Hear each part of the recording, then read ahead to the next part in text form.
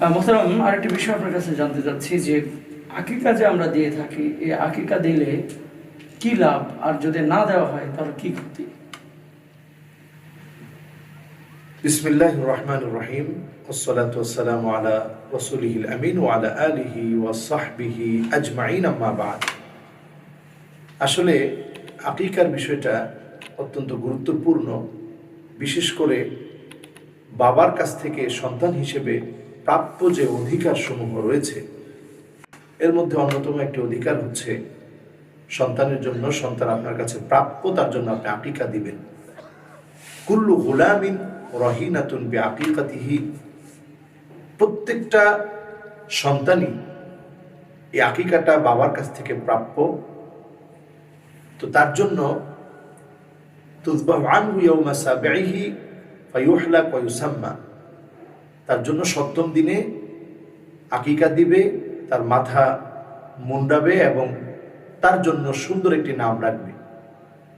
বাবার কাছ থেকে প্রাপ্য বিষয়ের মধ্যে এটি অন্যতম একটি প্রাপ্য। আমরা যারা ইসলামী জীবন যাপন করি, জীবনের প্রতিটা ক্ষেত্রে ইসলামকে মানার চেষ্টা করি, তাদেরকে ফলো করতে হবে যে সন্তান ভূমিষ্ঠ হওয়ার পর তার কি অধিকার রয়েছে। যেমন সন্তান ভূমিষ্ঠ হওয়ার পর ফাআযানা রাসূলুল্লাহ সাল্লাল্লাহু আলাইহি ওয়াসাল্লাম ফি উযুনিহিল ইউমনা, রাসূলুল্লাহ সাল্লাল্লাহু আলাইহি ওয়াসাল্লামের নাতি হাসান রাদিয়াল্লাহু তাআলা আনহু যখন জন্মগ্রহণ করলেন, রাসূল সাল্লাল্লাহু আলাইহি ওয়াসাল্লাম তার ডান কানের মধ্যে আযান দিলেন। তো এই যে সন্তান ভূমিষ্ঠ হওয়ার পর আযান দেওয়া, এটি তার একটি সে তো ছোট্ট বাচ্চা মানুষ, তার একটা অধিকার আপনি আদায় করলেন। এরপরে তার জন্য রাসূলুল্লাহ সাল্লাল্লাহু আলাইহি ওয়াসাল্লামের সুন্নাহ আকিকা করা ওই ব্যক্তি করবে যার সামর্থ্য আছে, যার তৌফিক রয়েছে। এই আকিকাটা আমরা, রাসূল গরু দিয়ে করতে বলেননি, উট দিয়ে করতে বলেননি, রাসূলুল্লাহ সাল্লাল্লাহু আলাইহি ওয়াসাল্লাম ছাগল দিয়ে করতে বলেছেন। সে ছাগল দিয়ে আপনি আকিকাটা করবেন। ছেলের ক্ষেত্রে আকিকা করবেন আপনি দুটি ছাগল দিয়ে, যদি আপনি সামর্থ্যবান না হন তাহলে একটি ছাগল দিয়ে হলেও আকিকাটা করবেন। এটাকে কোনোভাবেই আমরা টেনে নিয়ে কোরবানির সাথে অ্যাড করার চেষ্টা করব না, কারণ দুটি ভিন্ন ইবাদত এবং দুটিকে ভিন্ন ভিন্নভাবে করাই রাসূলুল্লাহ সাল্লাল্লাহু আলাইহি ওয়াসাল্লামের সুন্নাহ। কিন্তু একান্ত দুটি কিন্তু আল্লাহর জন্য জবাই করা, আল্লাহর জন্য উৎসর্গ করা।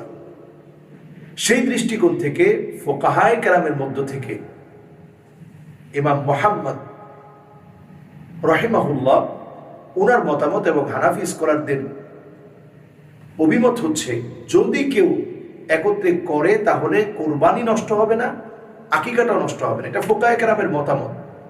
সুন্নাহ হচ্ছে আপনি এক্ষেত্রে আকিকার সময় আকিকা করবেন সপ্তম দিনে। এরপর যদি সপ্তম দিনে না পারেন 14 দিনে আকিকা করবেন, তখনও যদি না পারেন 21 দিনে করবেন। আর যদি আকিকা করাই হলো না ব্যক্তির, এমন ব্যক্তি যার আকিকা করা হয়নি, তার বাবার সামর্থ্য ছিল না, তাহলে ব্যক্তি নিজে তার জন্য একটা পশু আল্লাহর রাহে আকিকা করে দিয়ে মানুষকে বন্টন করে খাওয়াবে। এটা ইসলামের অন্যতম একটি গুরুত্বপূর্ণ কাজ।